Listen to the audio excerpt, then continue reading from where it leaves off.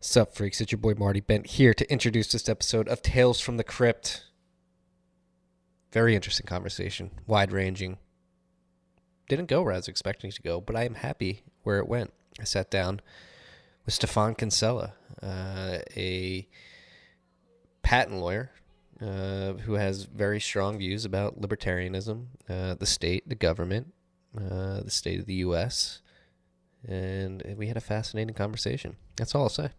You guys will hear it after this ad. What is the ad? What are we advertising here? Huh, son? We're advertising the Cash App. Do you freaks know about the Cash App yet? Have you heard about it? Have you ever listened to this podcast? If you have and you haven't downloaded the Cash App, what the hell are you waiting for? The Cash App is helping you stack sats, send sats, receive sats, and sell sats, if you so please. It's the easiest place to stack sats. We're saying sats, sats, sats, sats, sats. Sats can be the standard in the app. We're no longer buying fractions of Bitcoin. We're stacking whole sats. Stack those whole sats by the thousands, by the hundreds of thousands, by the millions, by the tens of millions. If you're a baller, by the hundreds of millions. If you're doing better off than I am. Again, you can stack sats, and you can set up a DCA, so you can stack sats daily, weekly, bi-weekly. You can set it and forget it, just so you have that comfort of mind, that peace of mind, knowing that you're constantly getting exposure to sats via the Cash App. On top of that, they have Cash App investing. I know some of you guys hate stonks out there, but guess what? Optionality exists, and Cash App investing gives you the option to invest in slivers of stonks. Okay, if your favorite stonk's a little too expensive, Cash App investing allows you to buy as little as $1. Because all this is connected to your bank account, there's no 4 to 5 day waiting periods. You can start investing or stacking sats today. Cash App Investing is a subsidiary of Square, member SIPC, and as always, make sure you use the code STACKINGSATS. That's STACKINGSATS. Again, that's STACKINGSATS. Use that code when you download the app. If you haven't downloaded it yet, what the hell are you waiting for? You're going to get $10, and $10 is going to go to our good friends at Owls Lacrosse. That's Owls Lacrosse. Woo! Woo!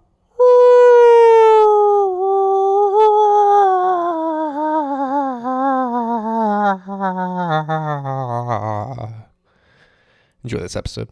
Okay.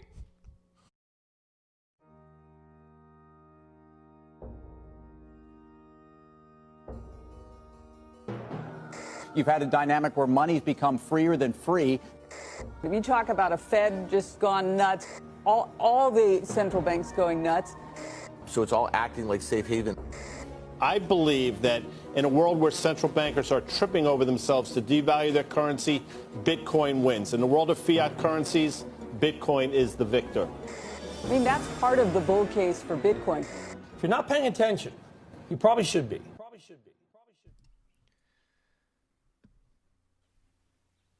What is up, freaks? Welcome back to Tales from the Crypt. It's Marty Bent here on an overcast day. Very excited for this conversation. Sitting across from Stephan Kinsella, a prolific libertarian. He's written some very good papers on libertarian thought, particularly around private property rights, IP. He is a patent lawyer, and we're going to get into a bunch of stuff today. Stephan, how are you doing? I'm doing okay. I'm actually flying tomorrow for the first time in 9 months, maybe. I'm a little bit trepidatious, but a little bit, glad to get out of the the hamster wheel, that we've been on for 6-9 months now. Where are you flying to, if you don't mind me asking? Oh, I'm going to Nashville for when are you going to publish this thing? This is a secret. Not till next week. Oh, okay, fine. Yeah, I'm going for a surprise birthday party for an old friend. Lovely. In Tennessee. It's a good friend getting on a flight for a birthday party. Yeah, well, excuse to get out of town. Yeah. Well, it's actually probably a good segue into the conversation is you mentioned the hamster wheel and the lockdowns that we've been subjected to for the last, we're going on 6 months now. 7 months almost at this point. Yeah, or I guess Groundhog Day might be. My wife calls it Groundhog Day. Reliving the same day over and over and over again. That may be a better metaphor, but yeah. Yeah. So I was mentioning I was reading a piece that you co-wrote on Mises.org, the voluntarist Constitution and basically attempts to establish a new constitution with private property rights and agency over one's body. Right. So I guess how do you view the lockdowns and everything that's happened from a libertarian perspective? Oh, that's an interesting question. I'm actually not that opinionated about the. From a political point of view, I don't have a lot of opinions about it. I think that some of what the states have done, you could argue, is unconstitutional. But that, to me, lots of things that are immoral and ought to be illegal are constitutional. So to me, that's not a big deal. My personal view is that we should have just treated it like any other thing, like the flu. But that's just my personal opinion. I'm not that opinionated about it. I do think that the damage done to the economy alone, right, and regular life, and even the political repercussions are going to be far worse than the damage that would have been caused by a virus sweeping through humanity, which happens from time to time. The reason that we're alive is because of evolution, because humans have survived different illnesses and plagues over the years, and the people that survive pass their hardy genes on and so forth. So, to my mind, there's a culling every now and then, because of nature. It's sort of like the wildfire situation, If you don't ever let a wildfire burn, then eventually you're going to have a big conflagration because there's tons of underbrush left because you haven't let it burn. So I tend to think just we should have let it happen no matter what, even if it was millions of deaths. I think that it's inevitable anyway. And there's no way the government can respond to it properly because the government is evil and inefficient, one or the other, or a combination. So I guess I am opinionated. I'm against what the government's done. I'm against the lockdown. I'm against everything about it. I'm not really a denier of COVID. I think it's real. Maybe, I don't even know. I think so.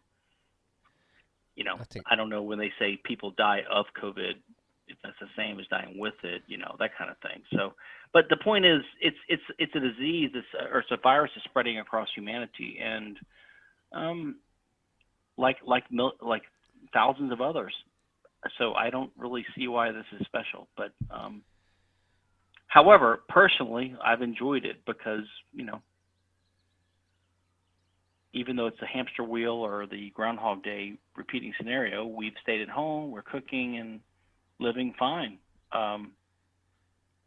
So I just think it's sad that so many people's lives have been disrupted. Kids going to college right now for the first time, kids graduating from college with no jobs, kids going to high school, or going to 12th grade like my son.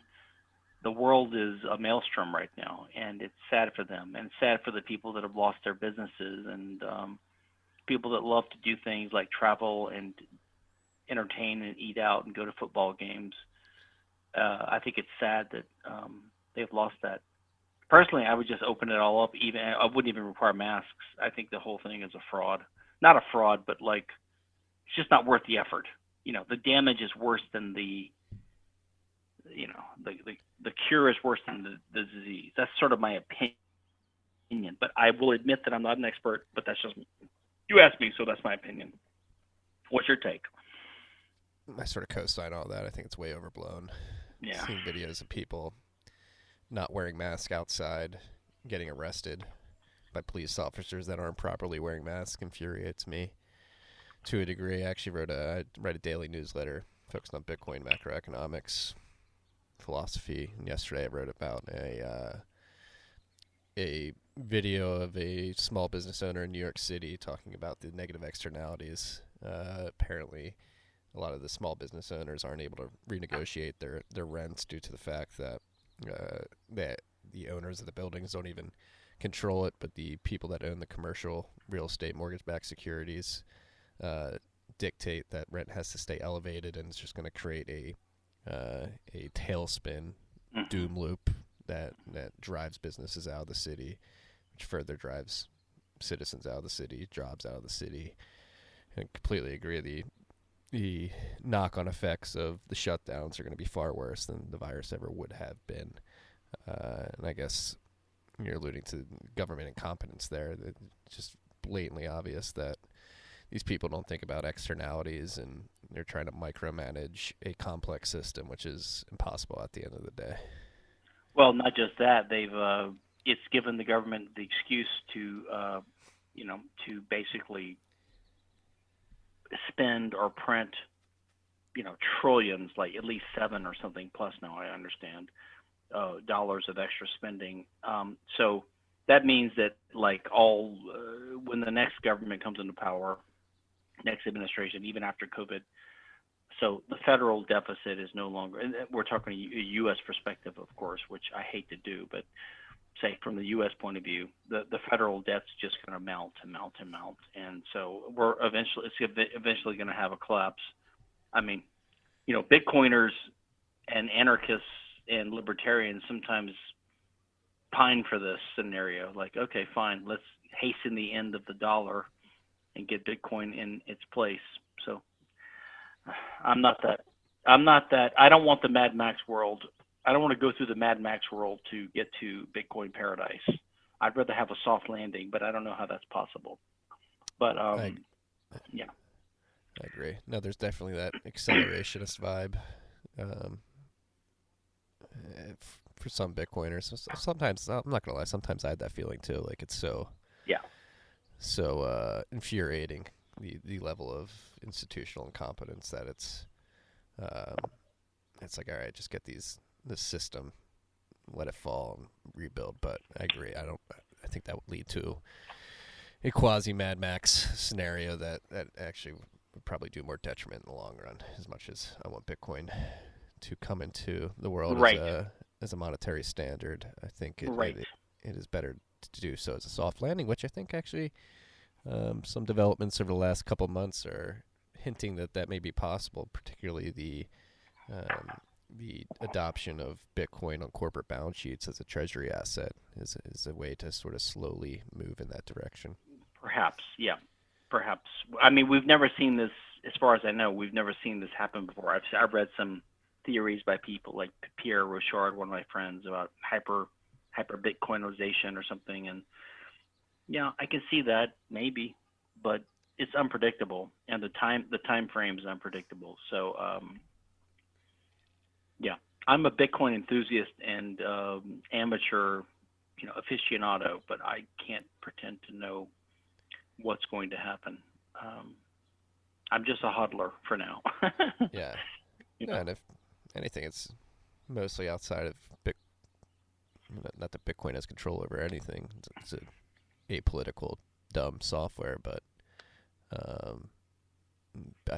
Bitcoin won't be a driver of the change. I think government incompetence, central bank incompetence will be driving the change. And as somebody who's thought a lot about libertarianism, the inefficiency of government, the evilness of government, that's one question I have for you is since the Constitution was signed and implemented here in the United States hundreds of years ago, is there just a natural entropy that exists with these constitutions, that the state of having a government trying to micromanage everything at some point in the future is just inevitable, because once you sign that paper, you get that Bill of Rights, you just have a natural entropy of those freedoms that is going to play out from that moment on? Yeah, and so here's how I look at it.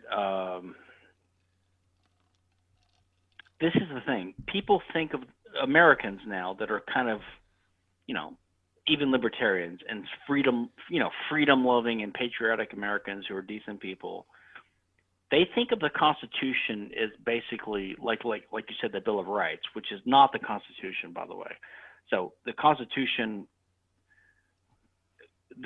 they conceive of the Constitution as a guarantee or a guarantor of their sort of English liberties, their common law, their natural rights, this kind of stuff. But if you think about just the word Constitution, that means to make up something. So the whole purpose of the Constitution was you had these 13 English colonies. They had all inherited the English common law system, which recognized basic natural rights of free men to a certain degree. And they got together and they basically had a treaty, or what's called a compact, together in the beginning, like at the time of the Revolutionary War in 1776, to form the Congress and the United States. But it just meant the states, they said, we're not colonies anymore, we're states. So we're 13 states. So we're 13 independent sovereign states on the world stage under international law.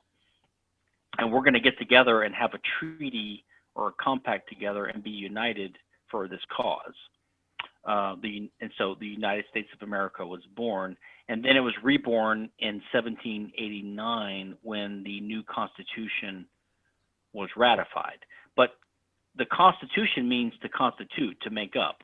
It basically created a new government called, the United States federal government, which had extremely limited powers theoretically by this thing. So the purpose of the Constitution was not to protect our rights, it was to create a new government. But then, and for certain purposes, like they thought we need to have a unified government to represent us in international relations and for defense purposes. But we're worried that we'll give up our powers and that this thing will become tyrannical. So we're going to limit it. So like the Bill of Rights is simply, you can think of that as like a safety measure put onto this creation of this new government. Now, you'll hear libertarians and Republicans and conservatives say something kind of silly like, well, we're not a democracy, we're a republic. This kind of redneck bullshit. Now, that's complete bullshit because we are a democracy, because we elect our leaders by a vote. So don't fool yourself. We're in a goddamn democracy now. It is a somewhat a limited democracy, I guess, because of the Electoral College and the Bill of Rights and things like that. But we're a democracy, of course. And so I would refer to the works of like Hans Hermann Hoppe in his book, Democracy, The God That Failed. The economic logic behind, and the economic logic is not just Austrian, Rothbardian, Hoppian, radical stuff. Even if you go to the public choice theorists like James Buchanan, they explain why once you have a state like we have now, especially a democratic state, which we have now and we've had for quite a while, it's inevitable that it will spin out of control and do what's happened. So I do think that it's inevitable because if you just take one simple example, special interest groups have an increased incentive to lobby for measures that give them an advantage, even if it's at the expense of the general welfare. And the general people don't have much of an incentive because each one pays 10 cents. So they don't get together to fight it. And so over time, the special interest favoring policies rise up, like intellectual property or war or whatever, or inflation from the Federal Reserve. And the people don't fight it hard enough to stop it. And so then we get to a point where the government is so powerful and they're in charge of such a powerful free market economy that, so you have this government that is like a parasitical, it's a parasite living off of the wealth of the underlying quasi-free market host. So you had this American government, which is a young government, small and frail in international affairs, but then it finally rose to the fore because our country grew and expanded, virgin continent and all that, and we still had this remnant of British or English property rights and common law and natural rights ideas, which allowed us to have a free market and prosper. And so the economy grew and grew, the population grew and grew, but the government is sucking off of this. So at this point, we have the most powerful government in the history of the universe, probably, or at least our solar system. China is closing in, but only because they have 4 times as many people, right? But so our GDP per person plus our size, plus the circumstances of World War I and World War II and the 20th century led to the U.S. hegemony. And so, of course, they exerted it with monetary hegemony, with the Federal Reserve, Bretton Woods system, all that kind of stuff. So to me, you can see this, like, I mean, we're living in this right now. But if you could step back and imagine 1,000, 10,000 years from now, this is going to be an episode, and we're going to remember, like, oh, that's how these things go. You know, like we look at now at the fall of the Roman Republic. You know what I mean? So I think that the logic of democracy always leads to ruin and decline. My personal hope is that the underlying engine of the free market, which they've hobbled but haven't killed yet, can somehow outpace the growth of the state, but I don't know. So I'm hoping that in the race against time in the next 1,000 years, 500 years, whatever it's going to be, that the underlying free side of the human spirit can win out over the natural, you know, special interest, tyrannical, domineering side. But the history of humanity doesn't give me hope. No empire has lasted for very long. I mean, some have lasted more than 300 years. So the U.S. empire about the last 100, let's say less 70 years, or if you include the British in that, the last, I don't know, several hundred years, maybe they can go longer, but I'm not sure. Yeah, at this point, you'd have to convince the political class, the elite class, to get out of the way, which doesn't seem likely. No, I don't think you can convince anyone. This is my problem with libertarian activism, is that they think that you can just make an argument and persuade enough people, blah blah blah. But I think public choice economics shows that, you know, even if you're libertarian minded, if you can lobby your local councilman to get this done, or if you can get, like, I mean, how many libertarians are taking these COVID paychecks right now, for example? Lots. Plenty. Yeah. Yeah. So everyone's going to do what they're going to do in response to actual incentives in front of them. Yeah. And so then that begs the question, you don't change, or the proposition, maybe we don't change this system from within via the political avenues that currently exist, but we create a system outside of it that makes it obsolete. Well, that's what draws me to Bitcoin personally. Well, I agree with that. I think that, I don't know if we can create anything, but I think that things get created. So, like, Uber's a good example. Uber didn't have permission. You know, it's like my wife used to say, it's better to ask forgiveness than permission, you know? And that's what Uber did. So Uber, you know, if someone had proposed, hey, let's have this kind of decentralized ride-hailing thing, and it will totally eventually gut the taxi cab monopolies and blah, blah, blah, it would never have gotten permission because the entrenched interests of the taxi cab companies, et cetera, would have stopped it. But instead of doing that, they just went ahead and did it. And by the time the state's slow, inefficient, stupid head rose to recognize this, it was popular with so many people that it was too late to stop it, really. And I'm hoping that that's Bitcoin's situation too, to be honest. Yeah.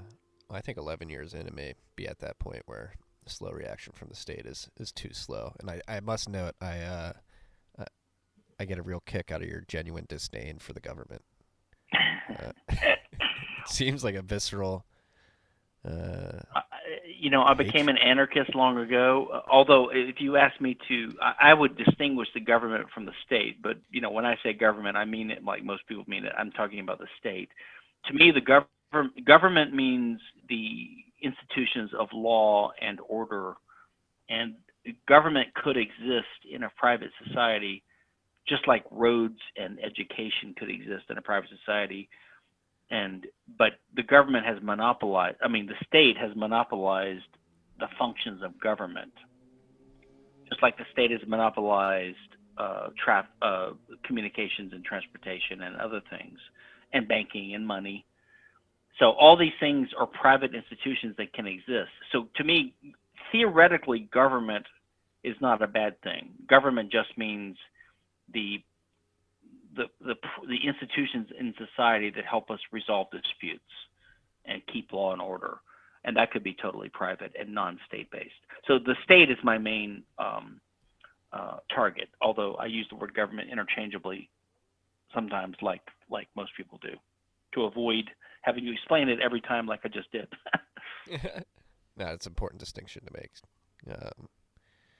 But it is, it seems like people are, the approval rating of this government, which has been co-opted by the state, is at an all-time low. It seems like people want change.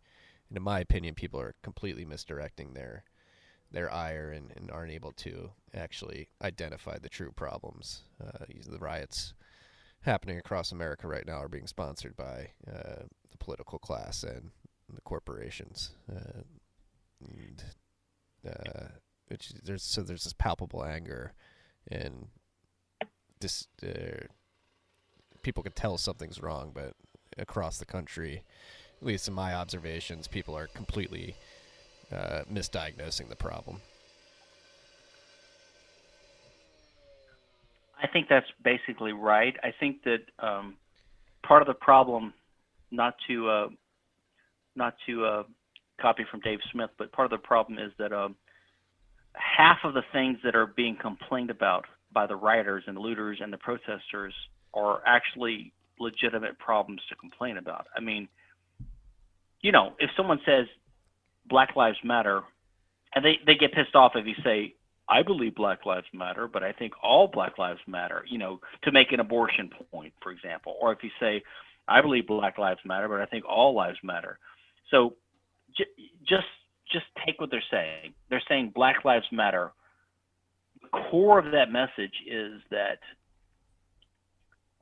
well, there are black people in the U.S. and their lives matter, and they're being harmed by some systematic or systemic result of our system, which I think is actually true. They misdiagnosed the cause. So yeah, it's the drug war, it's the welfare system, it's the legacies of slavery. So if you really want to identify a problem, identify a victimized class, I don't think they're special. There's lots of victimized classes in the country, poor white people, whoever. I mean, you could, young white rich males are, my son, he can't get into, a nice college now because of affirmative action. So everyone's victimized by different things. Okay. So yeah, sure. Black Lives Matter. I agree. But what's the solution? The solution is stop supporting the systems that gave rise to this systematic difference in the first place. Okay. So let's end the Federal Reserve. Let's have free market money. Let's stop the wars. Let's stop the business cycle caused by the Federal Reserve, which causes unemployment. All right. Let's stop having government spend so much and have deficits. Stop war. Stop intellectual property. Stop minimum wage laws.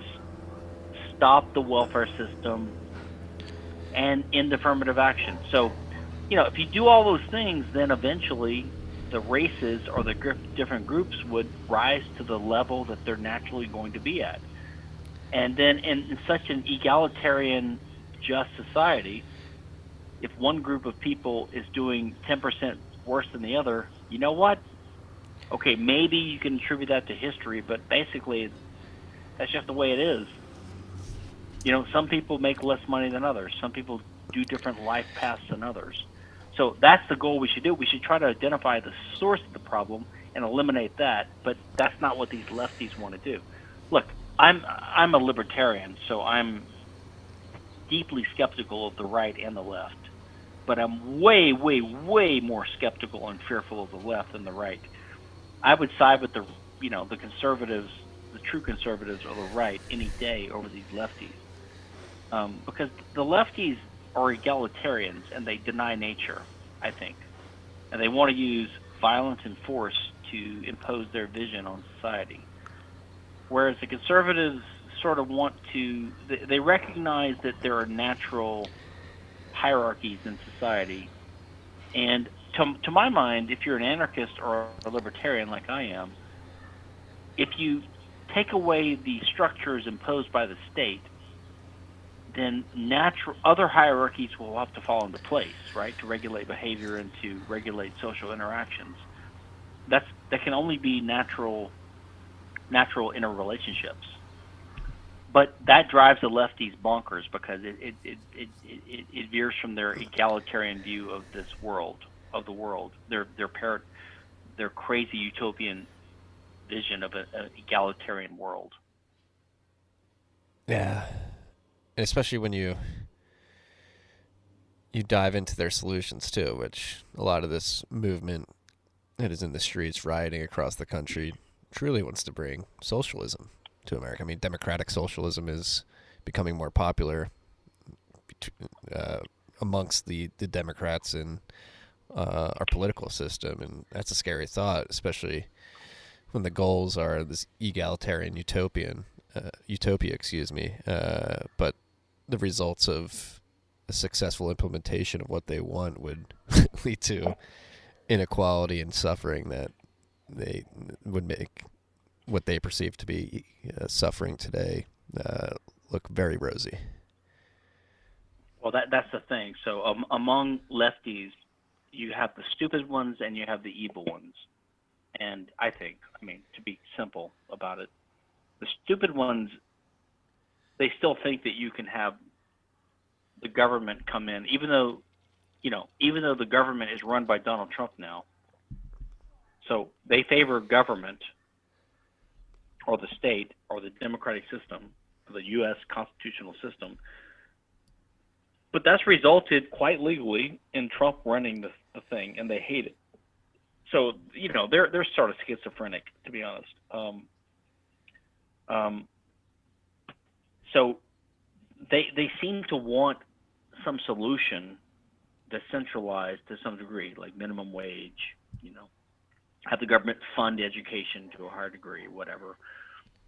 And they keep ignoring the blowback, basically, from these stupid policies, which is, Charles Murray, his book in the 80s, Losing Ground, was a blockbuster, which is why he's hated now. He showed that all these policies, all these do-gooders tried to push for 20, 30 years in the 60s, 70s, 80s, backfired and decimated the black community and the welfare population and the poor people. And then you have the people that I think they actually know better, or put it this way, they don't care. These are the higher level intellects that they have something else as their goal: socialism, egalitarianism. Like they would rather, the original commies in the Soviet Union until the egalitarian revolution of the 70s or whenever, they used to say that they were going to outproduce the U.S. in capitalism. So, like, they were saying that the communist socialist system would make them rich beyond belief. So they were basically admitting that the goal is material well-being and prosperity for everyone. They just thought that the way to do it was a centralized economy. But when that became obvious that they were poor and we were racing ahead of them, they changed the message to egalitarianism. And so now it's not about beating us in material terms. It's about saying material things don't matter. The real thing that matters is equality, right? It's like the Rush song, The Trees. Rush is one of my favorite groups. The tall trees have to be cut down to make everyone equal, even though it hurts everyone else, but at least they're all equal now, So I really personally despise the left and anyone with a leftist mentality, because they really are anti-human. They don't want prosperity. They would prefer that two people be equally poor than that one person be twice as rich and the other one 10 times as rich. right? That this is their, if you gave them that stark choice, that's what they would prefer. And to me, that's totally, totally evil. You can see my Randian early influences here, and that sort of hatred of the left. I can't stand the left. I can't be friends with anyone who's really a lefty. I can talk to them sometimes if they're an anarchist libertarian lefty. Those are the only ones who you can really get a little sense out of. But everyone else, all of the lefties are insane, man, I think. Yeah. Spouting off here, but you asked me. No, I know. I mean, I think what's happening in the streets right now is making that glaringly obvious, and they want all this in the face of data of a quasi-free market capitalist system for the last 100 years in America, at least. I would argue it's gotten away from that, particularly in the last 40 years, but all the data, when you look at quality of life, GDP per capita, the amount of time people are living on this planet, the fall in infant death rates, like everything's gotten better under this system, yet they want to completely flip the table, which is scary. It's scary because it seems like it's gaining traction right now. Maybe it's just the media megaphoning a small minority, because I think November will be very interesting to see if there is that silent majority that's fed up of everything that's going on right now and voices that at the polls. I agree. November will be interesting to see what happens. I've been predicting for over a year now that Trump will lose just because of demographic trends, and because he's hated so much now, and because the left is as clueless as they are in their little bubbles. They have a dim awareness that they can't understand why, but they have a dim awareness that Trump can win. They didn't think he could win in 2016, obviously, and they had a horrible candidate running against him, which I think they have another horrible candidate running now. Although I don't think Biden is hated as much as everyone knows he's basically non-compos mentis, right? So, but I don't think the lefties care. So I think the left has been slightly awakened to the real threat that Trump actually could win again. And that combined with their increased demographics, like, every year the country becomes browner and more democratic because of demographics. I've always thought Trump's chance of winning again was very low. However, and I still think that, by the way, I still think Biden probably will win, or I would say Kamala Harris will win, because she's going to be the next president, let's face it, soon after Biden wins. But it's possible that my predictions could be wrong because, partly because of COVID. Like, COVID is changing this whole electoral thing. Who knows who it's going to affect coming out to vote, right? Because it seems like no doubt that the lines will be longer, if nothing else, because of safety measures, et cetera. So who's got the lower time preference to wait in line longer to vote? Trump voters or Democrat voters? I think we all know the answer, which is why the Democrats are going crazy about, mail-in voting. Yeah. I mean, but so, we could have like the lowest turnout ever in a presidential election, and that could be what saves Trump from an inevitable defeat. But I don't know. I'm not an expert on this stuff. This is just my opinion. Do you vote personally, if you don't mind me asking?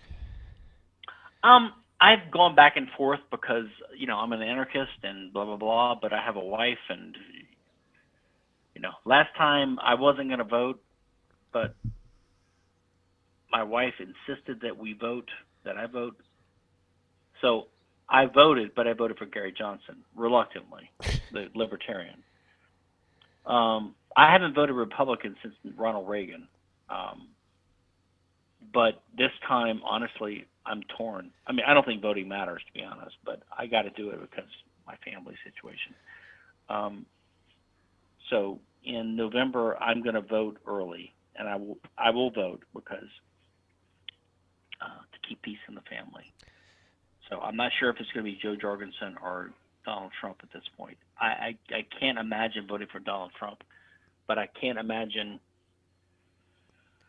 not hoping he wins, to be honest. I mean, even though he's loathsome and horrible, but compared to the Democrats, they're just like locust hordes, man. They're just so horrible.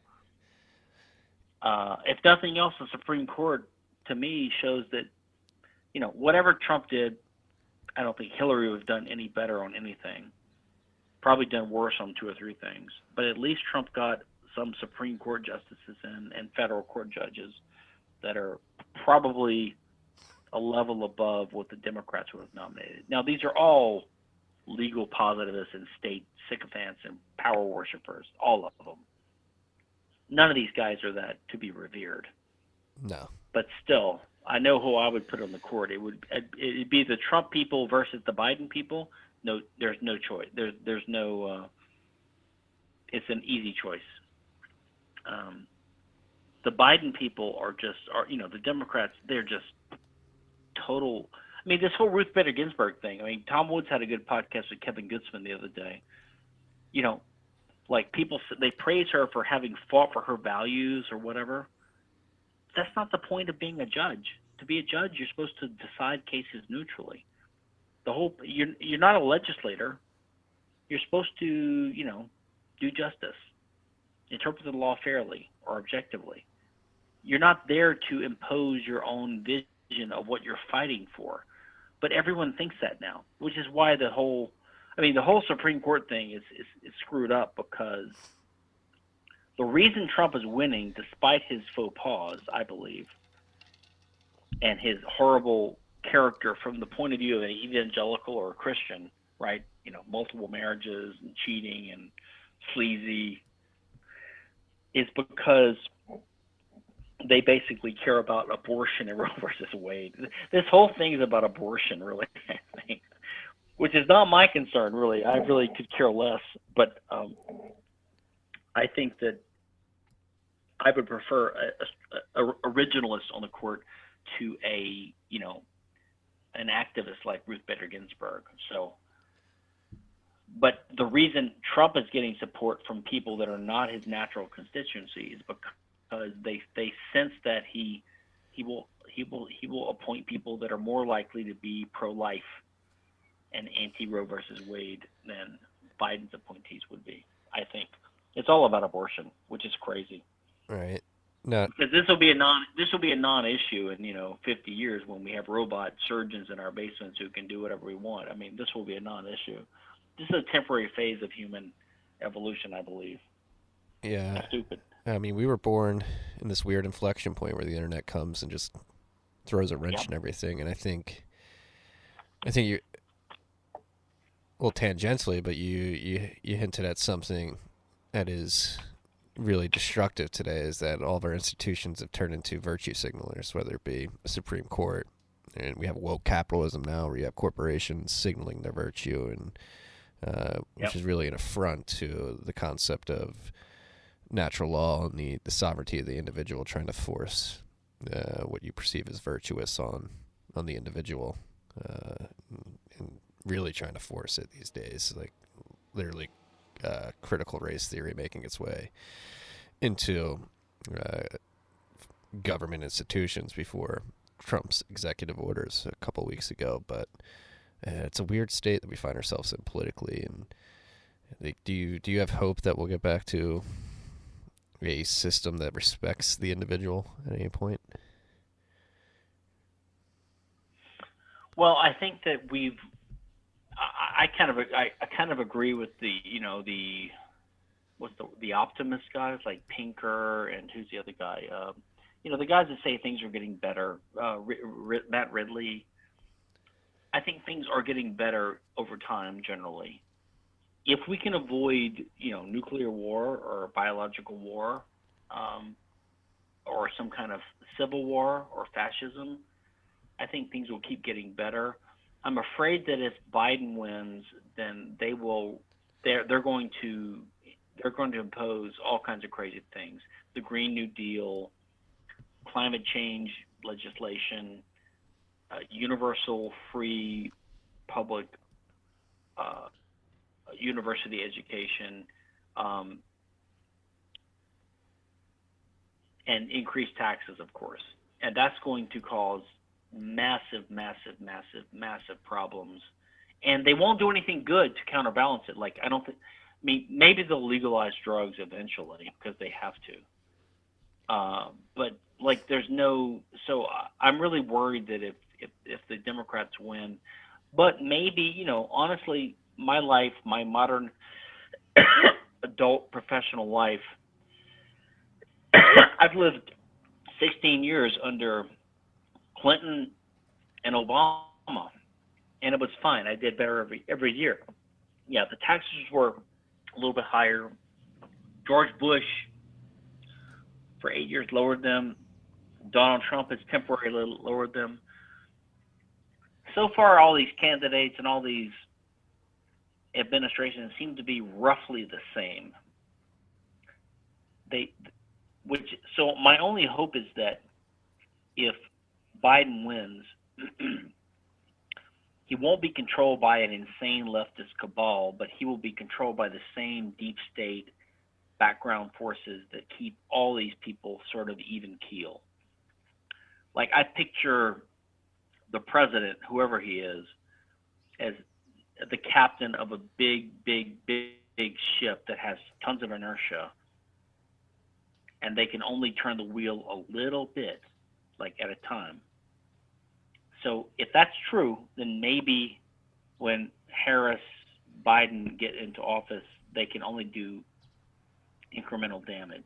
And then that will give the free market time to keep growing, and, you know, eventually we'll outgrow the state if we're allowed to. If they don't snuff us out with some kind of, you know, gray goo disease or nuclear war or something, we can survive. I mean, you know, we've almost had nuclear war several times between us and the Russians and the Soviets. I mean, just by accident did we survive. So we're on a hair trigger, and the more countries that get nukes, I don't know if it's better or worse. I think it's worse, but it could be better, because imagine if every country had nukes, then everyone would leave each other the fuck alone. I mean, you know, maybe. But then on the other hand, if all 200 countries have nukes, or a lot of them have nukes, the likelihood of some, you know, Muslim terrorist getting one someday from some corrupt politician somewhere and dropping it on New York or D.C. increases, and that's going to cause world war. So that's my main fear, to be honest. But I could be crazy. So if we can last another couple hundred years, I think that eventually the free market, with Bitcoin and, you know, solid money and everyone having their own personal 3D machinery and defense guards and nanoswarms and all this kind of stuff, will make the state more and more irrelevant. It will just fade into a relic of what it used to be. It'll be like the Queen in England, you know. She's just like a figurehead who has no power, no real power, which we keep around like a museum piece. So that's my hope for humanity, you know, that in the next few hundred years we dovetail into this future. And if we don't do it now, if we have a gray goo thing or a Mad Max world, I think we'll eventually achieve it, but it might be 10,000 years from now, 500, 1,000 years from now. But technology, once it gets out of the bottle, tends to stay out of the bottle unless you destroy it with the Library of Alexander thing. But it's harder to imagine that kind of thing happening now because information is so distributed and dispersed. Right. Maybe we should have a project. You know, maybe if I was Bill Gates, I would spend $1 billion encrypting and creating and collecting and storing in some kind of immutable place the core technological and artistic and philosophical information of humankind up to this point, so that if we destroy it all with some war, we can find it again. You know, the Library of Alexandria is lost forever. One of the it makes my stomach hurt when I think about it. What was lost that we'll never get back again. We had pretty advanced math at that point. That got washed away. Like, Well, not just that. I mean, there's all these scrolls and all these texts that were just burned and lost. And unless we get some kind of time travel or advanced AI that can recreate the past, which I don't believe is ever possible, it's lost forever. And we don't want to do that again. You know, we don't want to start from the dark ages again. no, that is a good idea to get something down in case we mess up so bad. You can bootstrap pretty quickly. What if I were to tell you that Bitcoin can help with nuclear disarmament? Oh, because they can't afford these programs except for their central banking payment. I mean, tell me how. I'm curious. You use the plutonium, or maybe plutonium's not the whatever Thorium, whatever. uranium. That's probably it. The uranium that makes these nuclear weapons, instead of using them as weapons, you use them as energy sources to mine Bitcoin. And you can prove via the hash rate on the Bitcoin network that you are disarming your nuclear arsenal in real time. So you sign a hash that says, hey, I turned this nuke into an energy source, and here's the hash rate that proves that I did that. And you have countries do that in unison.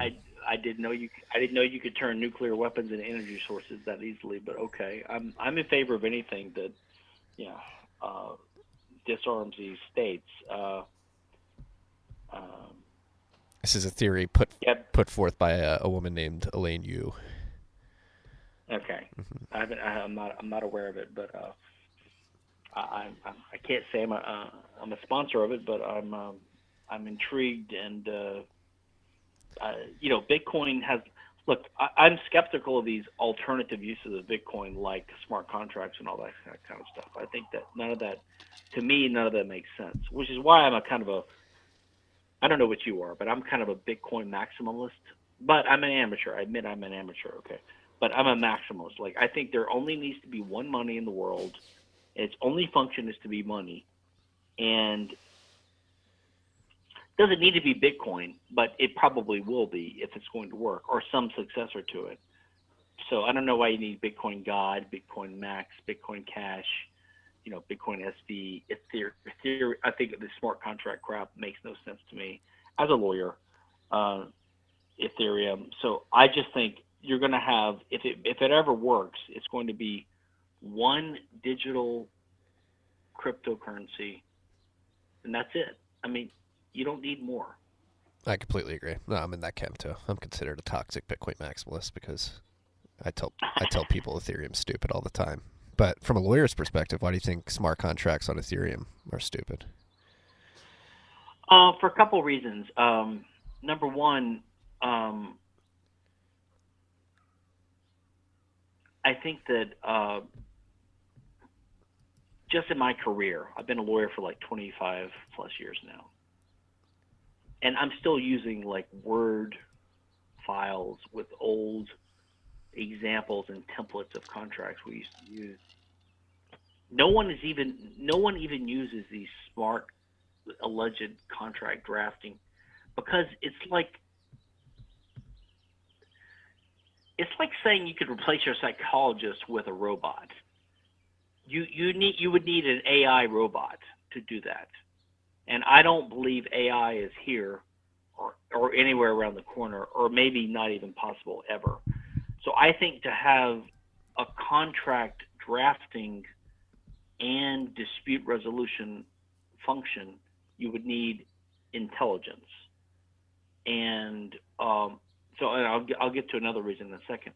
And I think you would need either human. That's why you have human lawyers or human judges and human juries, or you would need AI. And so this whole smart contract idea to really work requires AI. And I think AI is either impossible or hundreds of years down the road. And number two, most people are confused about contracts. So they think that the only analog to a smart contract that I can think of is a vending machine. Okay, so I put $1 or a quarter into a machine, and a can of Pepsi pops out, right, or a candy bar. That's a vending machine. So that's like an automated form of contract. Because if you think of contract like Rothbard and the libertarians do as a transfer of title to property, that's what you're trying to do. Now, it might fail on occasion, in which case there's no one around and you can't appeal it, but you take the risk and whatever. So you can have a vending machine situation. Now, the word vend means to sell, right? You're a vendor, right? You're the seller. So there's a contract there. But you got to imagine that's what we call in the law a contemporaneous transaction. In other words, I give you $1 now, and you give me a candy bar. Okay, so it's easy to automate that. In fact, you can do that between two humans without even language. Like, I can be in Lebanon, and I could point to a candy bar behind the merchant stand, and he hands it to me. I give him the payment, and we walk away, and we both are satisfied. We never even had a communication. There was no verbal communication. There was no written communication. There was communication, but it was implicit in the act. But the reason is that works is because it's a contemporaneous transaction. In other words, title to A and title to B transfer right now in front of our eyes. You can automate those things. That's why vending machines work. But most contracts have at least one element of them is future oriented. So in other words, take a loan. You give me something now that you own, and I'm supposed to give something back to you later in repayment of the loan plus interest, right? The problem is with that is that the future thing doesn't exist yet. So there's no way to automate it. Now, you have these kind of clueless libertarians say things like, well, you just would give a security deposit or a surety to an escrow agent or whatever. But the problem is most contracts have an element of credit in them. In other words, if I give you something now and you're supposed to repay me later, I'm doing that so that you can embark on a project to make profit so that you can repay me later. So I'm taking a little bit of a risk. But the guy you're basically making a loan. And the guy you're making a loan to doesn't have collateral to guarantee it precisely because he needs the loan.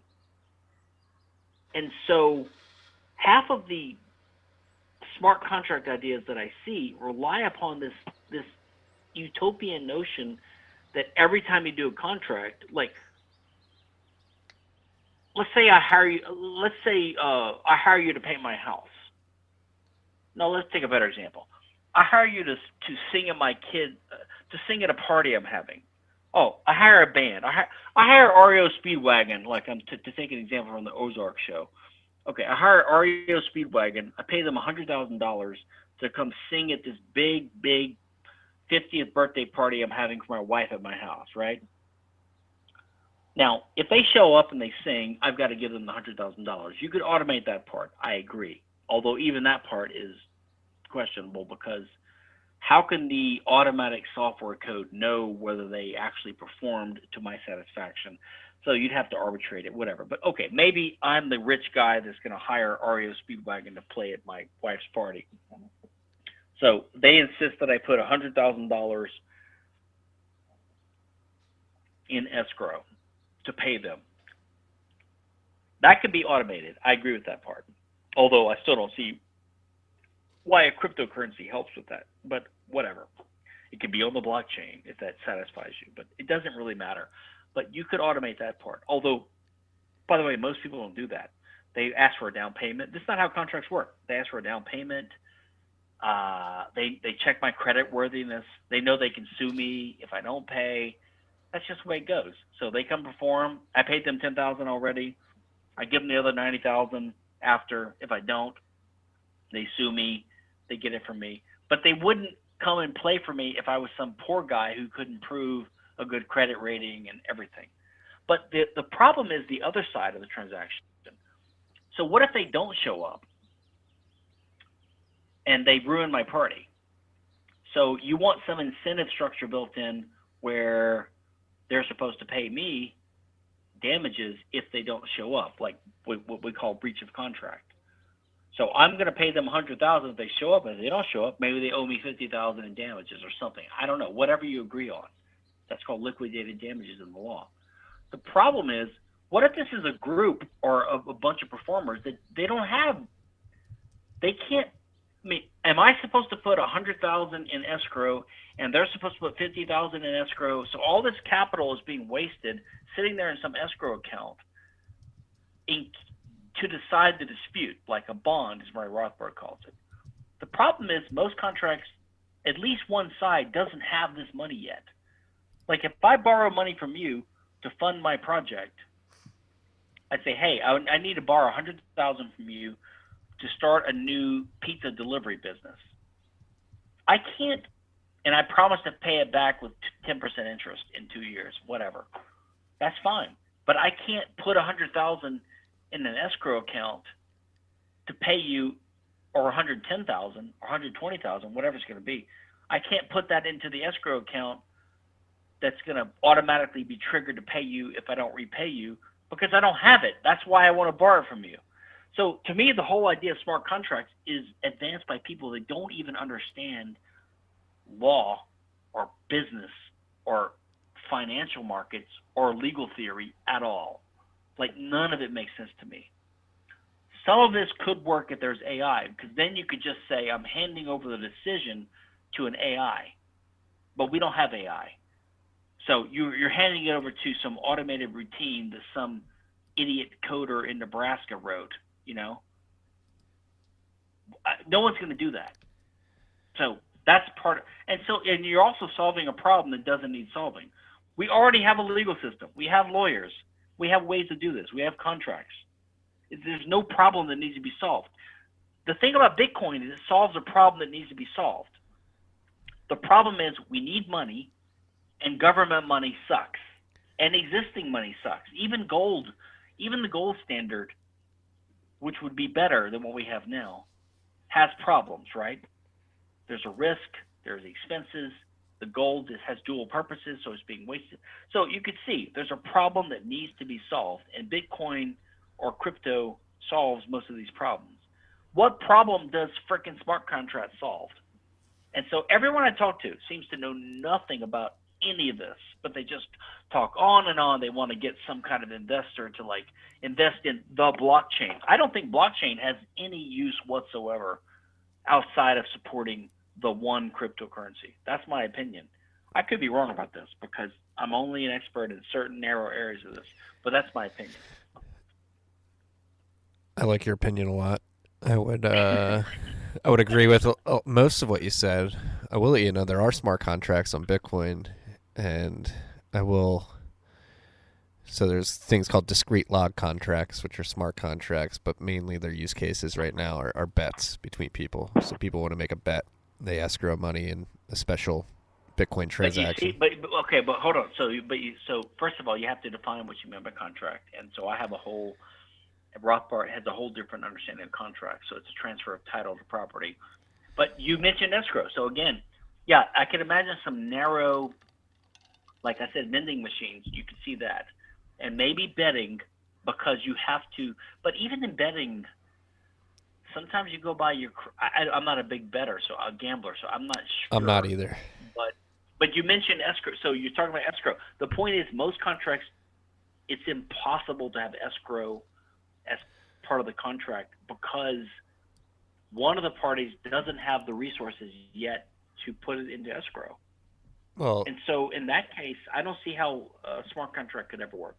Well, the escrow would be the Bitcoin transactions, not escrowed by an entity, but the Bitcoin network. And in the betting, like both parties are willing to bet a certain amount that they put in that transaction where it's escrowed, and then they have an outside oracle. So if you're betting on a sports game, you get ESPN saying, "Hey, here's the end score of the game," and you use that score to say, Okay, "Hey, yeah. this." But let me give you an example. Tell me where I'm wrong. You have 10 Bitcoins that you own. I have 11 Bitcoins that I own, okay? We're going to bet on a football game. And let's say there's 10-1 odds or whatever. Okay? Let's say we bet 3 Bitcoins on that. Now, if I win, you owe me 30 Bitcoins. But you only own 10 Bitcoins right now. So how are you going to escrow 30 Bitcoins? Well, you can't. You'd have to say, "Hey, I want to bet." Yeah, I guess the odds would have to be even, right? Just straight up, win or lose. Exactly. So you have to have a binary option. Well, it's not just that. It's like people don't understand that in the law, there are secured loans and there are unsecured loans. And basically, you can think of every contract that has a future element as being an unsecured loan or a secured loan. A secured loan has security or collateral, right? Like a mortgage for your house or a loan on your car. They all have security.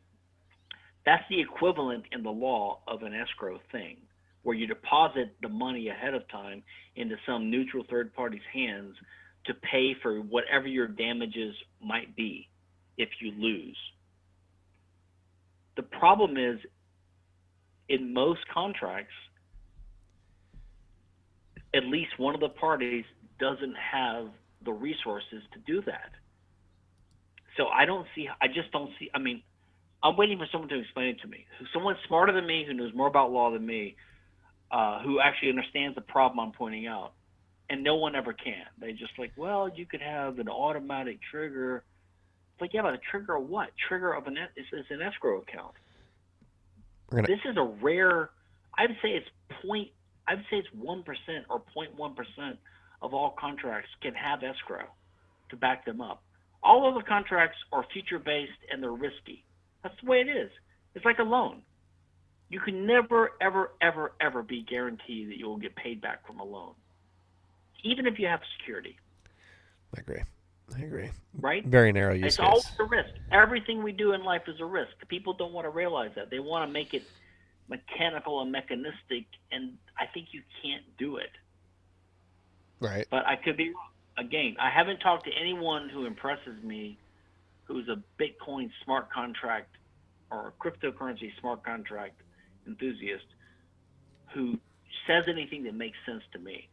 We're gonna have to get you in contact with Nick Szabo, the original author of the first paper on smart contracts. I've read some of his stuff, and he's the only guy that, he's very smart. I think he's got legal education. He could probably talk about it and explain it if it's explainable. But then that would just be explaining to me. But if we have an audience listening, maybe they would benefit too. But as someone who's an enthusiast and tried and understands law very well, the whole thing makes no sense to me. It's sort of like these constitutions we were talking about earlier. People keep saying, hey, help me write a constitution. I'm like, do you mean a constitution of a government, or do you mean, and they're always unclear. So I'm like, well, we can write a constitution which is a summary or codification excuse me, of our libertarian principles.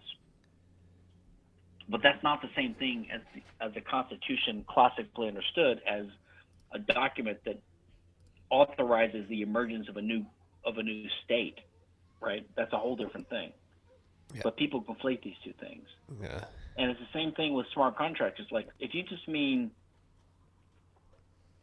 people talk about like, oh, you could record property titles on the blockchain. I mean, come on. Yeah. Come on. No, once you attempt to regulate meat space in the digital space, things get very hairy, right? You can technically own a property right on the blockchain, but somebody can come up with a gun and take it from you. It's not just that. It's like, so I always think, and this is probably from my patent lawyer background. So in patents, what you do is when you write a patent, you try to talk to the inventor, the engineer, and you say, he says, here's my new idea, my new scheme, my new system, my new innovation, my new method, whatever. And you have to explain it to the patent office. So you try to say, what was the problem that you're trying to solve? Like, what's the background? What was the problem that was existing and that you have found a way to overcome? So that's how you think. And I think the same way about, like, Bitcoin overcomes some problems. It's an advance in some ways. Okay, I can see why it can be a superior replacement for our existing forms of money. I can see that. But when you talk about smart contracts, I'm like, well, what problem are you trying to solve, right? And when you talk about recording title to property, or recording, people who say this about like an artificial form of copyright or patent law. Oh, you don't need the state to do it. You could record your invention on the blockchain and it'd be crystallized in amber forever, and you could always prove that you were the first guy to have this concept. And I'm like, yeah, but I mean, do we have that problem now? Like, does anyone doubt who wrote Great Expectations or Romeo and Juliet? It was Charles Dickens and Shakespeare. Does anyone doubt who was the first president of the United States? You know, it was obviously Thomas Jefferson. My point is, you can know facts and record facts and verify facts without a goddamn blockchain. It's stupid. So you could also know, you know, who owns this piece of land, who got it first, who got it second, who got it 10th. You go down to the county real estate records and you can search and find it. It's there. It's not hard. It works. It's worked for hundreds of years. Yeah, I guess. So there's no problem that blockchain is going to solve. There's just a bunch of dorks trying to impress investors to give them a B round of funding for some revolutionary use of the fucking blockchain. I think it's ridiculous, to be honest. Everyone I talk to is a goddamn scammer in this space. Right. Not everyone, but almost. I'm like, either I don't understand you or there's some bullshit going on. Yeah, I hope you don't think I'm a scammer. I don't think you're a scammer. I'm just telling you. It's like explain to me what the problem is you're solving and how this solves it. So I agree with you. I think the only thing this is important for is money, distributed cash that can't be corrupted by a central authority. I'm not sold on smart contracts completely yet. I do think if they are to be successful, it'll be a very narrow use case. And I guess to play devil's advocate here, the argument individuals would make would be you want to avoid a Library of Alexandria situation. Like, yes, these records may be in, you can go down to the county office and find records, but they can be set on fire one day. So if you were to record or hash something that pointed to a piece of information digitally, it would be immutable. You wouldn't be able to, quote unquote, set it on fire and have it escape into the ether. It would be etched into a hash primage on the blockchain at some point. But there's lots of ways. I mean, first of all, and again, I'm not saying this is foolproof. I'm playing devil's advocate here. Can you imagine can you imagine a cryptocurrency surviving without the internet existing? It'd be very hard.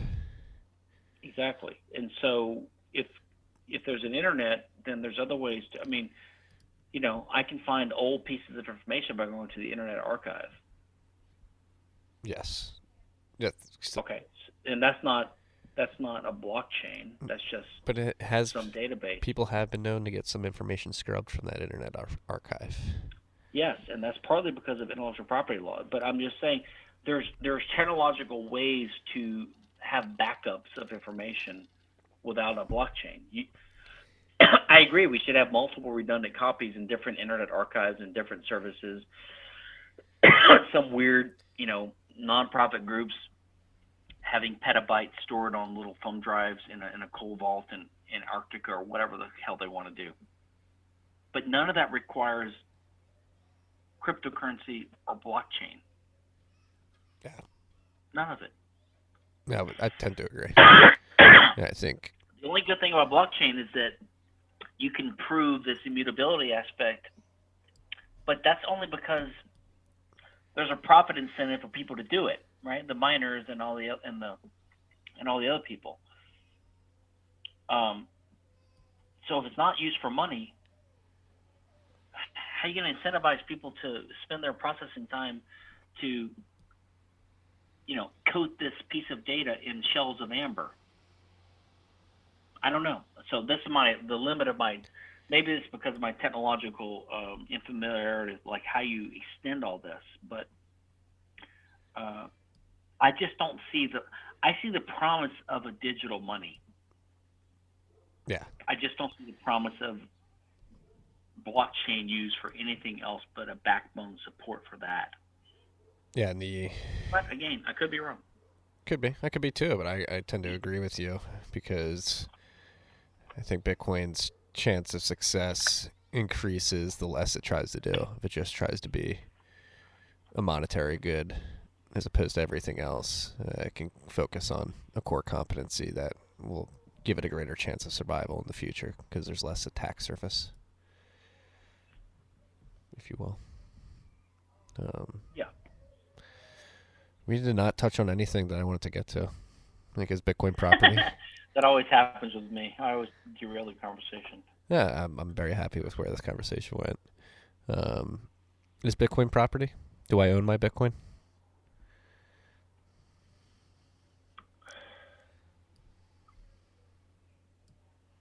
I had this conversation now a dozen times, and so let me try to think of the best way to I think the one problem is people's understanding of the word ownership, but also property.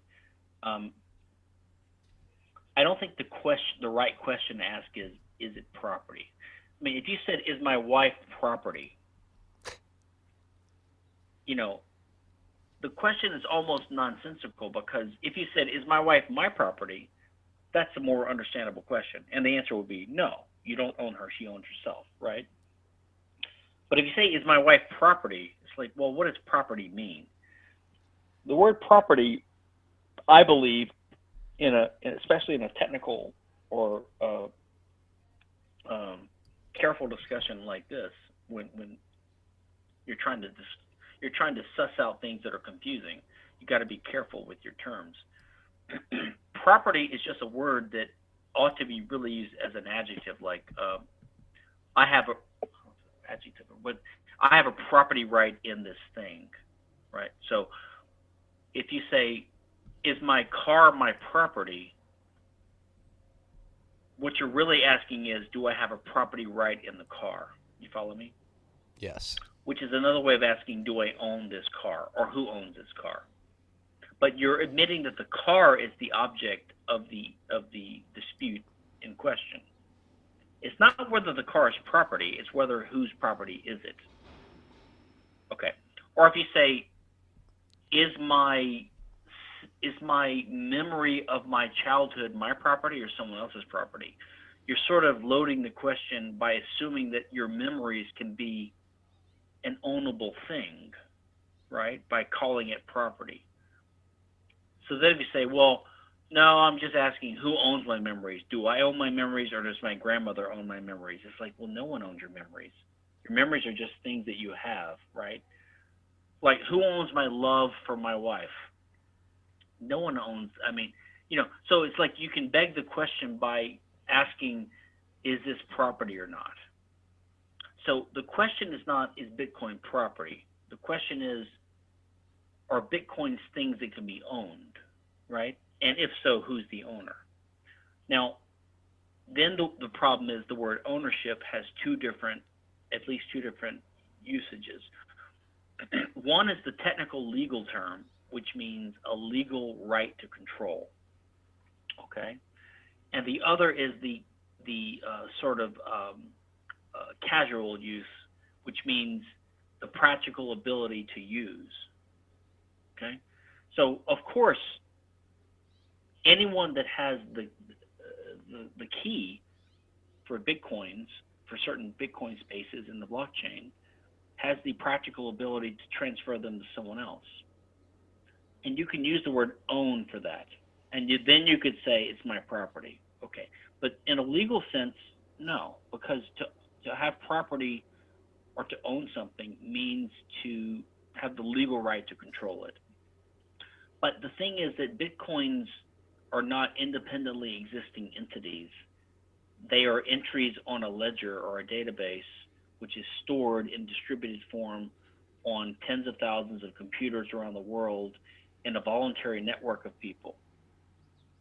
So to own a Bitcoin in a legal sense would mean that if someone, quote unquote, takes your Bitcoin without your consent, which we call theft, that you could use the force of law to get it back. How do you get it back? You would issue an order.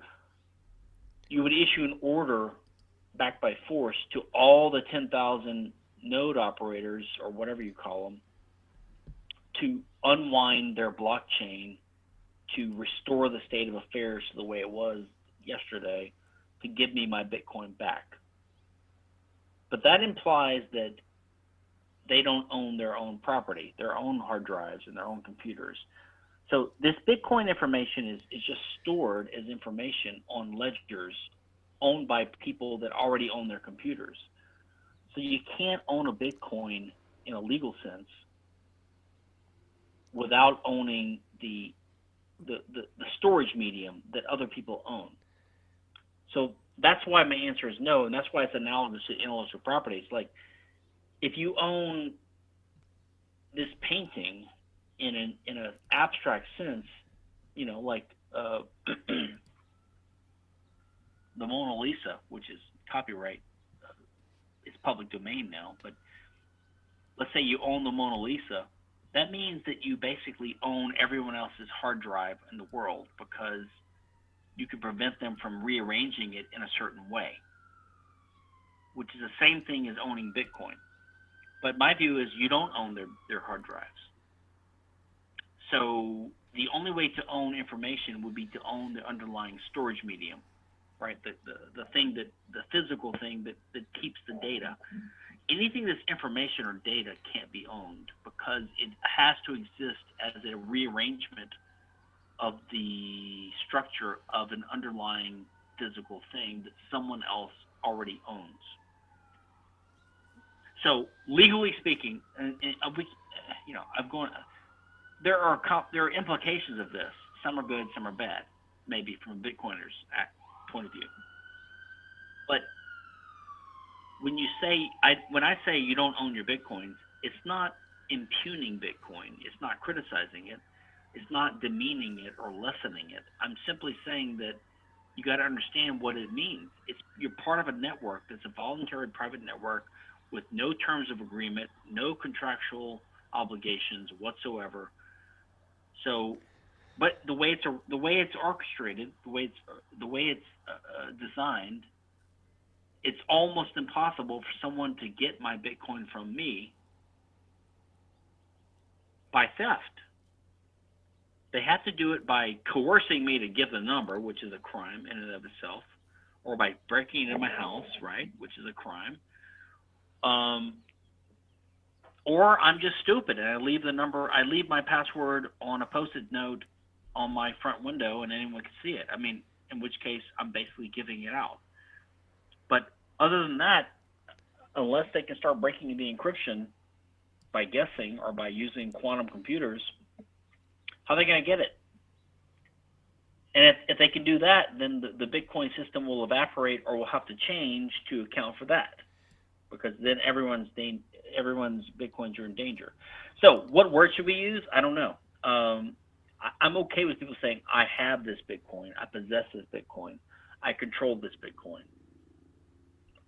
I'm even okay if you say I own this Bitcoin, but just when you say that, be aware that it's like saying, if you have a restaurant, I have certain customers.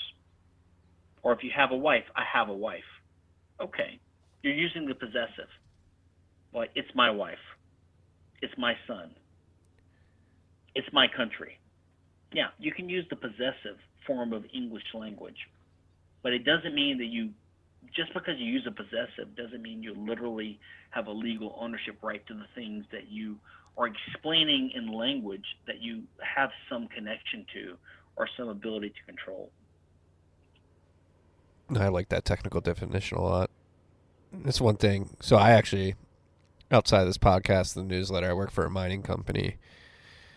And that's, so I think one of Bitcoin's biggest attack vectors is forcing people to comply with KYC AML compliance. It's really drafted by the Financial Action Task Force at an international level.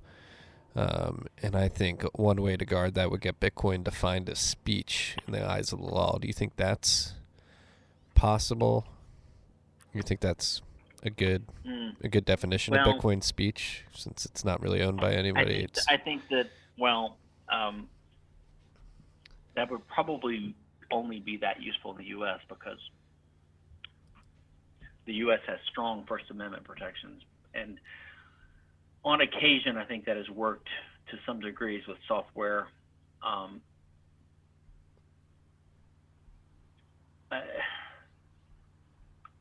So the problem I have is that, no, I don't think it would work in the end, because once you treat it legalistically, so the IRS and the government and legislation, they're going to end up classifying Bitcoin one way or the other. And they're going to use classical economic or Keynesian economic concepts and language, which they've done already. Some jurisdictions, as I understand it, already, and maybe the IRS, they call Bitcoin property. Why? Because it's an asset, whatever the hell that means. They never define that word. But it's something that has value, right? And you can trade. So they use all these interconnecting sort of circular terms. But, once the IRS classifies Bitcoin as property, hey, guess what? Now it's subject to capital gains taxes. Unlike normal, legal tender money. So now it's at a disadvantage because there's a huge barrier to using it, because every time you spend $10 on an iPhone cable on Amazon using Bitcoin, you got to remember what lot it came from, and what your basis was, and what your capital gains tax. I mean, it's all bullshit. But just be careful calling it property. I don't know if we want to call it property. In the legal system we have now, maybe it's a bad thing. I would tend to agree. There's a gentleman by the name of Beauty On out there who would love that you're saying this right now. Cause Now, what I've heard is that some countries, there are some attempts to get some countries to adopt it as an official legal tender, and then by the back door get the U.S. and other Western countries to recognize it as a legal tender of another country, and therefore it can get out of this morass of sales taxes and capital gains taxes or whatever. And then, it's like a huge frictional barrier to its being adopted. Although I think the barrier to its being adopted now is that it's not really money yet. And so most people that are interested are hodlers like us. So, and plus it's hard to use it as everyday cash. So I think the barrier to its adoption is it's not ready yet to emerge. But I do think that if some country could adopt it as an actual currency, that could possibly help it to be adopted in other countries, because then it would have legal tender status. If you buy and sell dollars, I think there's no. I'm not a tax expert, but I think there's no capital gains doesn't apply. And the same thing with Deutschmarks or British pounds or whatever, Deutschmarks or euros or yen, because they're the legal tenders of another country. So I think, wasn't there some effort to get like Argentina or Venezuela or someone to adopt Bitcoin as their currency so that it would be recognized in the U.S. as legal tender? I mean, I've heard of these various little political efforts, It's recognized as legal tender in Japan, actually. Japan wrote that into law. Bitcoin is legal tender.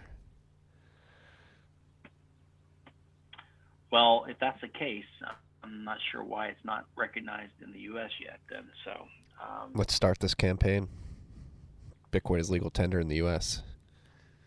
No, there was actually some things too with the IRS guidance. They've been changing the definition of Bitcoin throughout the years, and I think after Japan labeled it as legal tender, they changed some of the definitions, because at one point the IRS defined it virtual currencies, except those accepted as legal tender in other countries are subject to capital gains law tax. Excuse me. But once Japan did that, they took out that clause. It seems. Okay, so yeah, so it's hard to trap them. It's hard to trap them by their. So this is the problem with libertarians: is we try these. Most libertarians are basically, they believe in magic spells and incantations. They think if you weave the right set of words, you can make the government comply. This is the income tax protesters' mistake, right? They think that you can say, show me the law, show me where the IRS code says that I gotta pay income tax, And they think that if you go before a judge when you're getting convicted of income tax evasion, if you just mutter those words, it's some kind of magic spell that's going to force the judge to let you go free. But of course, it doesn't work that way. That's not what law is. The government doesn't work by a set of incantations and rules. They're just going to find a way to get around it. And they're going to say, no, well, there's an exception here, or you don't have standing, or they'll come up with some kind of bullshit rule, because they have a maze of rules they can. So that's probably what the financial authorities in the U.S. are doing here.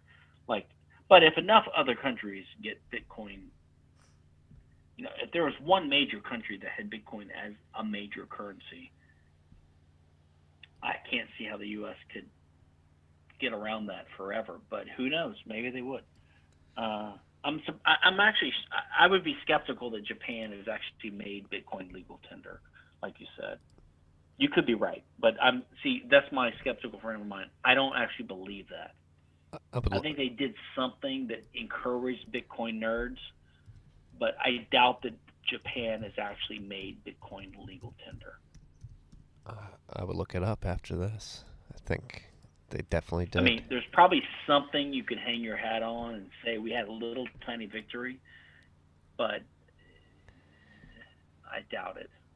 But if so, then I'm surprised that the U.S. hasn't recognized it. Yeah, September 2017 or April 2017, Japan passed a law recognizing Bitcoin as legal tender. I'm gonna look that up, or we'll look at it later. I thought it was another country they were trying to do, like Argentina or one of the South American countries. But okay, that's probably where it'll start, if it does start anywhere. They need it more than most people in the world right now. Yeah. The Maduro regime. The Maduro regime is mining Bitcoin. That's well known. And they're accepting Bitcoin for government services like passport issuance and stuff like that. Who's Maduro? The dictator of Venezuela. Venezuela. Okay. Well, there are some countries that is it Costa Rica? They don't even have their own currency. They just use the dollar. So they use the dollar. They have colones though. But there's one. Is it maybe it's Ecuador? I don't know. There's some countries that they don't even have their own army, and they don't have their own money. Costa Rica doesn't have an army. I think Ecuador doesn't have their own currency. Okay, but the point is, there are countries that don't have their own currency, so they just use the dollar, and they're not part of the American sort of empire officially. So they could theoretically switch to something else, Chinese money, the euro, or even Bitcoin. So if one of them does it, I don't know what the U.S. and the Western countries are going to do. We shall find out in time. I'm optimistic that the free market will choose Bitcoin. It's just too much of an improvement on the shitty monetary system we've been subjected to for too long. I think so too. I think it's inevitable. I just don't know if it'll be Bitcoin or something else. But I see no reason why it wouldn't be Bitcoin. Yeah. So yeah, with the mining stuff, we're trying to. So I work for a company called Great American Mining. We use waste gas and oil and gas fields throughout the United States, and part of our thesis is that Bitcoin mining is going to become integral to the energy sector here in the United States, and then they will lobby for Bitcoin on behalf of Bitcoiners. They will be Bitcoiners, and that will be a strong. I know you don't like the state and using that, but I think we will use the apparatus to defend Bitcoin. That's crazy, but that's interesting. Yeah, I'm pretty crazy. I like these crazy ideas. Yeah. Yeah, it's a crazy, cool idea. Yeah. I actually used to do oil and gas law in the beginning of my career. I did energy law, and so I love the whole oil and gas field and that area. It's interesting to see how it's evolving and morphing over time. Yeah. If they become into Bitcoin, that'd be crazy. They're catching on. They are. It really helps them, especially when you consider what happened to them in March. With the we think that Bitcoin as a revenue stream to bolster balance sheets will inoculate U.S. producers from OPEC Plus and help us in our course towards energy independence. Got it. Yeah. And I'm learning a lot about mineral rights in different jurisdictions. It's a very interesting conversation and concept. How operators and landowners. After we get off, I'll send you a paper you might actually like about that. Yes, that would be much appreciated. I'm looking to learn as much as possible. Stephan, I want to be respectful of your time, though. You've been gracious enough to give me over an hour and a half on this Friday afternoon. Is there anything on the top of your mind that you want to let my audience know about Bitcoin law, libertarianism? Well, all the stuff I've been talking about is drawn on my libertarian theory, which I have a book I'm working on. I'm trying to finalize it right now. Probably be out in about 3 months, but law and libertarian world. So I just have a book coming out in probably 3 months, maybe 4. But that's about it. I appreciate the talk, and keep up the good work in the crypto free market money space. Yeah, we're in the Bitcoin space. We don't like to say crypto. We think Bitcoin's going to win. Crypto's. I'm okay with that. I try to be a little bit ecumenical when I talk to people because you never know. No. But yeah, I'm a Bitcoin guy. Yes. Well, I'm very happy to have you on the Bitcoin team. Here's to hoping. We can bring it to fruition. Thank you. That's all we got this week, folks. Peace and love. Thank you.